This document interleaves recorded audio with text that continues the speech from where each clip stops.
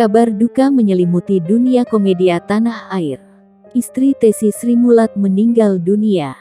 Sri Wahyuni, istri Tessy Sri Mulat meninggal dunia di kediamannya di kawasan Kampung Makassar, Halim, Jakarta Timur, Senin tanggal 27 Juni tahun 2022 pukul 23.58 waktu Indonesia Barat. Pantauan wartakotalive.com. Di rumah duka, jenazah Sri Wahyuni, istri Tessy Sri Mulat meninggal sudah dimakamkan di TPU Kampung Asem, Halim, Jakarta Timur pagi tadi.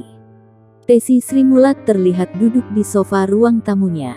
Menggunakan sarung dan baju koko putih, ia ditemani oleh keluarganya. Sementara pelawak Polo, Kadir, dan Doyok duduk di garasi rumah. Sesekali Tessy mengusap matanya, serta terlihat sangat terpukul. Ia kerap menunduk di tengah anggota keluarganya yang terus memberikan semangat dan menenangkan dirinya. Doyok mengatakan kalau Tessy begitu terpukul ditinggalkan sang istri untuk selama-lamanya.